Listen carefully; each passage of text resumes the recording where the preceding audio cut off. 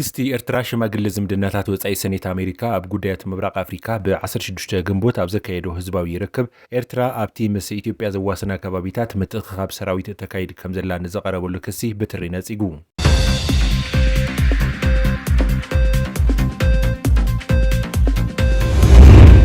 ኣብ ትግራይ ሰፊኑ ዘሎ ስርዓት አልቦነት ናብ ኣብያተ ፍርዲ ኣትዩ ከም ዘሎ ተሓቢሩ ኣብ ማእከላይ ቤት ፍርዲ ዞባ መቐለ ብዝተረኣየ ተርእዮ ናይዚ መግለጺ እዩ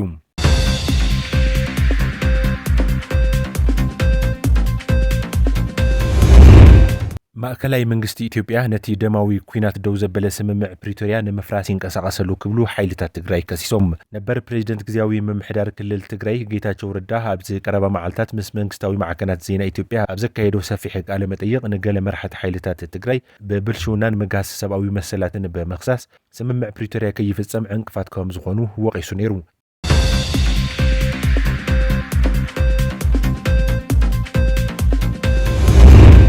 ድሕሪ ካልኣይ ኩናት ዓለም ኣብ ኣውሮፓ እቲ ዝኸፍአ ደማዊ ኩናት የካይዳ ዘለዋ ሩስያን ዩክሬንን ነቲ ኩናት ደው ንምባል ዝዓለመ ዘተ ጀሚረን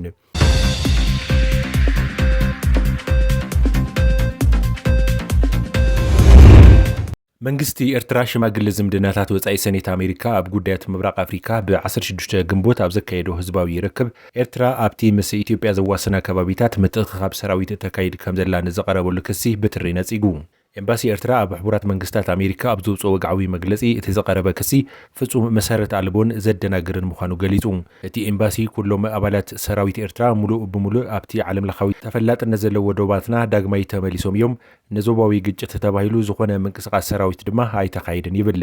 ብተወሳኺ ኤርትራ ምስ ኢትዮጵያ ኮነ ካልኦት ጎረባብቲ ሃገራት ኣብ ግጭት ንምእታው ድሌት ከም ዘይብላ በመረጋጋጽ ኣብ ቀርኒ አፍሪካ ሰላምን መረጋጋእን ንምስፋን ተወፋይነት ከም ዘለዋ ይገልጽ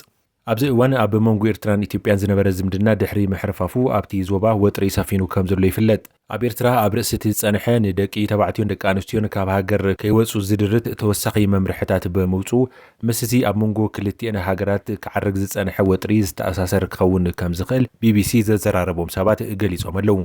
መንግስቲ ኤርትራ ትሕቲ 70 ዓመት ዝዕድሚኦም ደቂ ተባዕትዮ ናብ ደገ ከይገሹ ዝኽልክል መምርሒ ከም ዘመሓላለፈ ይዝከር እቲ ኤምባሲ ምስቶም ብሽማግለ ዝምድናታት ወጻኢ ሰነት አሜሪካ ምብራቅ አፍሪካ ብሕልፊ ብሴኔተር ክሪስ ቫን ሆለን ከምኡውን በዓል ስልጣን ሚኒስትሪ ጉዳያት ወጻኢ ነበር ጆሹዋ መሰርቬይን ንዘቀረቡ ክስታት ጭብጢ ኣልቦ ኢሉ ብምኹናን ነቲ ኩነታት ብጌጋ መግለጺ ኢሉ ኣብ ክንድኡ ኣብቲ ዞባ ሰላማዊ ዘተን ምትሕግጋዝን ኣብ ምድፋዕ ትኩረት ክካየድ ጸዊዕሎ እቲ ኤምባሲ ሰበስልጣን ኮነ መራኸቢ ብዙሓን ኢትዮጵያ እንተስ ብወግዓዊ ዝርርብ ይኹን ወታደራዊ ስጉምቲ ናብ ገማግም ባሕሪ ኤርትራ ንምእታው ዝኩትኩት ዘባዊ ውጥረት ይፈጥሩ ኣለዉ ክብል እውን ወቂሱ ንውሳነ 2002 ውዕል አልጀርስ ብምጥቃስ ድማ እቶም ዘሰሓሐቡ ተባሂሎም ዝቀረቡ ቦታታት በመሰረት ኣውግራዊ ሕጊ ኣካል ኤርትራ ምዃኖም ሓቢሩ እዚ ዲፕሎማሲያዊ መብርሂ ዝቀርብ ዘሎ ኣብ ውሽጢ እቲ ዞባ ቀጻሊ ወጥረን ዲፕሎማሲያዊ ጻዕርታትን ኣብ ዝካየደሉ ዘሎ እዋን እዩ ኢትዮጵያን ኤርትራን ነዊሕ ዝጸንሐን ዝተሓላለኸን ናይ ግርጭት ታሪክ ዘለዎን ሃገራት እየን እቲ ንልዕሊ 30 ዓመት ኣብ መንጎአን ዘካየደው ደማዊ ኩናት ብ1991 ብናጽነት ኤርትራ ድሕሪ ምዝዛም እውን ብ1998 ጀሚሩ ብ2000 ብውዕል አልጀርስ ክሳብ ዘበቅዕ ዳግማይ ኣብ ኩናት ኣትየን ምንባረን ይዝክር እንተኾነ ኣብ ኣተገባብራ ናይቲ ውዕል ከሰማማዕ ስለ ዘይከኣላ ቀዳማይ ሚኒስትር ኣብይ አሕመድ ኣብ 2018 ናብ ስልጣን ክሳብ ዝመጽእ ኣብ ናይ ኣይ ሰላም ኣይ ኩናት ሃዋህው ጸኒሐን እየን ኣብ ሕዳር 2020 ኣብ ሰሜን ኢትዮጵያ ኣብ መንጎ ፌደራላዊ መንግስትን ክልል ትግራይን ውግእ ሕድሕድ በመውልዑ ነቲ ዞባ ናብ ካልእ ዘይመረጋጋእ ከም ዘእትዎ ይፍለጥ ኤርትራ ኣብቲ ግጭት ናይ ሓይልታት ኢትዮጵያ ደጊፋ ኣብቲ ኩናት ድሕሪ ምስታፋ ብዙሕ ወቀሳታት ከም ዘተኣናገደት ይዝከር እዚ እውን ኣብ ሕዳር 2022 ብውዕል ፕሪቶሪያ እኳ ደው እንተበለ እቲ ወጥሪ ግን መሊኡ ክሃድእ ኣይተረኣየን ሰራዊት መንግስቲ ኢትዮጵያ ምስ ዕጡቃት ኣምሓራ ኣብ ግጭት ክኣቱ ከሎ ዝምድና መንግስቲ ኤርትራን ኢትዮጵያን ድማ እናሓሽከረ ድሕሪ ምምጻእ ናብ ዕፁ ማዕጾ ዝበጽሕ ይመስል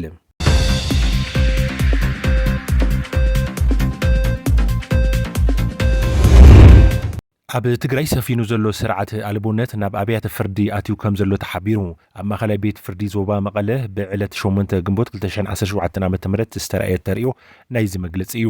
بقتلت منእሰይ ዘውዱ ሃፍቱ ዝተኸሰሱ ክልተ ተኸሰስቲ ገበነኛታት መባሃሎም ሲዒቡ ዓቃቢ ሕጊ ቅጽዓት ከስምዕ ምስ ጀመረ ተኸሰስትን ወላዲቶምን ነቲ መጋባእያ ምርባሾም ተገሊጹሎም ኣብ መጋባእያ ምርባሽ ዘይኮነስ ዕድል ከይተዋሃበካ ድምፂ ምስማዕ ብገበን ዝሕትት ምዃኑ ዝፍለጥ እኳ እንተኾነ እቲ ከይዲ ፍርዲ በቶም ገበነኛታት ዝተባሃሉ ንኽቋረጽ ተገዲዱ እዩ ተለዋጢ ቆጠሩ ድማ ን18 ግንቦት ተዋሂብሎ ጠበቓ መዋቲት ኣብ ማሕበራዊ ገጹ ንብዓት ተበደልቲ ከይሓበስኩ ስራሐይ ደው ኣይብልን እኳ እንተበለ ኣብ ትግራይ ፍትሒ ከይሰፈን ኮነ ተባሂሉ ጽዕንቱ ይግበር ከም ዘሎ ገሊጹ እዩ በቲ ኣብ መጋባእያ ዝተፈጠረ ዕግርግር ጉዳይ ቅትለት ልዋም ማጽባሃ ከይተረኣየ ተሪፉ እዩ ዓቃቢ ሕጊ እቲ መጋባእያ ድኻታት ተበደልቲ ፍትሒ ክሳብ ዝረኽቡ ከም ዝሰርሕ ብምግላጽ ይበጽሖ ዘሎ መፈረራሕ ከም ዝጻወር ገሊጹ ኣሎ ኣብ ዝሓለፈ ሰሙን ላዕለዎት ሓለፍቲ ፍትሒ ቢሮ ትግራይ ካብ መዝነቶም ከም ዝተኣለዩ ዝተገለጸ እኳ እንተኾነ ብሓፈሻ ኣብ ስርዓተ ፍትሒ ትግራይ ስር ሰደደ ጸገም ከም ዘሎ ንምፍላጥ ተኻኢሉ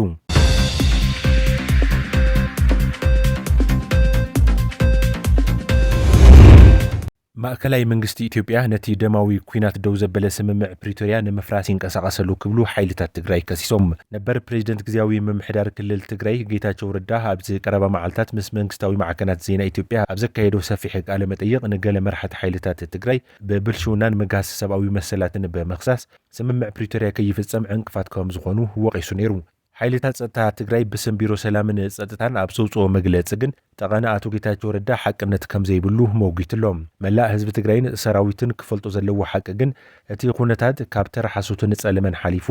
መንግስቲ ፌደራል ባዕሉ ኣይተ ጌታቸው ረዳ ተጠቂሙ ካብ ስምምዕ ፕሪቶሪያ ውጻእ ተደጋጋሚ ትንኮሳታት ብምክያድ ስምምዕ ፕሪቶሪያ ንምፍራስ ብዙሕ ርሕቀት ይኸይደሉ ኢሉ እዚ ኣካይዳ እዚ ድማ ንኹልና ዘይረብሕን ጉዕዞ ሰላምና ንድሕሪት ዝመልስ ሓደገኛ ኣካይዳ ስለ ዝኾነ መንግስቲ ፌደራል ኣካይድኡ ንኽምርምር ጻውዒት ነቕርብ ክብል እውን አጠንቅቆሎም ቦርድ መረጻ ኢትዮጵያ ብረቡዕ ኣብ ዘውጽኦ ወግዓዊ መግለጺ ነቲ ደገፍ ሓይልታት ትግራይ ዝረኸበ ህወሓት ካብ መዝገብ ፖለቲካዊ ሰልፍታት እቲ ሃገር ከም ዝሰረዞ ምፍላጡ ይዝከር እቲ ውድብ ብወገኑ ብሓሙስ ኣብ ዝሃቦ ግብረ መልሲ ከም ፖለቲካዊ ሰልፊ ዳግም ምዝጋብ ከም ኣመራጺ ከም ዘይርዮ ብምግላጽ ንውሳኔ ሃገራዊ ቦርድ መረጻ ኢትዮጵያ ነጽጉሎ ቅድሚ 4 ዓመት ኣብ ትግራይ ዝተወልዐ ኩናት ሲዒቡ ብባይቱ ወከልቲ ህዝቢ ብግብረ ራዕዲ ተመዝጊቡ ዝነበረ ህወሓት ብኣዋጅ ቁጥሪ 1162/2011 አንቀጽ 99 ኣብ ናይ ዓመጽ ምንቅስቃስ ብምስታፍ በቲ ቦርድ ተሰሪዙ ከም ዝነበረ ይዝከር ባይቱ ወከልቲ ህዝቢ ኢትዮጵያ ብ4 ሰነ 2024 ካብ ሕጋውን ሰላማውን ፖለቲካዊ ምንቅስቃስ ወጻኢ ንክንቀሳቀሱ ዝጸንሑ ፖለቲካዊ ጉጅለታት ዳግም ከም ፖለቲካዊ ሰልፊ ንምምዝጋብ ዝኽእል ድንጋጌ ዝሓዘ መማሓየሻ ኣዋጅ ኣጽዲቑ ነይሩ ነዚ ሲዒቡ ቦርድ መረጻ ኢትዮጵያ ብኣቆጻጽራ ኢትዮጵያ ኣብ ነሓሰ 2016 ዓ.ም ዳግም ከም ሕጋዊ ሰልፊ ከም ዝመዝገቦ ገሊጹ ነይሩ بمسارة زي أب وشت حوحات بفوليس تمزجب اللوسان زحازة دبدبه كابز بتصحوا مع التجمير وزلوا شدشت أوارح تعذبت التبورد أبستر قبلوا تغلى جوباين خجبر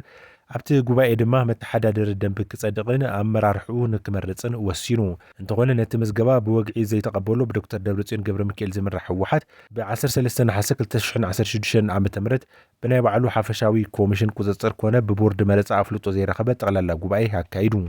تحرز دمها هجراوي بورد مرز إثيوبيا حزباوي ويان حرنة تجري أب وشت شدشت عوارح عفلوت زلوت تغلى جوباي ككيد بزي مخالو حجاوي تحسات فتيمو بزبل إن سلستور حيز وغنا بوليتيكاوي منقص قاسكي جبر أجيد وتانيحو دحر وعلي بروتيريا عبد تجري جزياوي من محدار وقيمو تزامادي سلام وكان تسفنه فرامي يتسم معزقنا حوحات حجاونته مالي سكرك بزي مخالو جن حجون يزرار بلو مختل أبون برحوحات أتواماني ولا سفان بي بي سي أبزها بوكال تحزي ساريزنا يازبلوا زلو حقاوي سمنة التبال حوحات قدمون زي تقبلا كابن حاسس الاستجميرهم كوصو زقباء زنبر مجلس يوب بمبال نوسان بورد مرزع كم زي يقبلوا وفليتون اتصل في داقم ممزقاب زبل كم أمراتي زي يريقلو مخنيات دما تقيسون اتقندنا قر حوحات النزك كايدو مخاته زي حقاوي منقص قاسي يزقبرو سلازي اتي وص يزلو أواجه تقبيل كام مزقاب مالت عبتكراي زنبر مخاته عماتي منقصقاس كم زخونمو زي حقاوي منقصقاس زنبره منغستي ኢትዮጵያ ቃነቲ ዝገበሮ ወፍሪ ናይ ሕግ ምኽባር ወፍሪ እዩ ዝብሎ ንሕና ናይ ጸረ ሰላም ይኹን ሕገ መንግስቲ ናይ መፍራስ መንቀስቃስ ኣይኮናን ጌርና ጄኖሳይድ ንምምካት መስዝምና ኮይና ኢና መኪትና እዩ እቲ ናትና ስነ መውገት ኢሉ ካብዚ ዝሰገረ በቲ ሓድሽ ኣዋጅ ምምዝጋብ ማለት ንሕወሓት ጥራሕ ዘይኮነ እቲ መኸተ ህዝቢ ስሕተት ከም ዝነበረ ተቐቢልካ ምምጻእ ነቲ መንግስቲ ፌደራል ዘካይዱ ዝነበረ ወፍሪ ድማ ኣፍልጦ መሃብ ማለት እዩ ኢሉ። ካብዚ ብተወሳኺ ሕወሓት ልፍንቲ ይህወደግ ቅድሚ ምፍራሱ ምስ ካልኦት ሰልፍታት እቲ ገዛኢ ውድብ ዝነበረ ብምዃኑ ዝተጠረየ ሃብቲ ምስራዝ ምንቅስቓስ ሕወሓት ከም ብሓድሽ ምጅማር ዝብሉ ጉዳያት ከም ዘተሓሳሰብዎ ኣብቲ ዝሃቦ መብርሂ ኣመልኪቱ።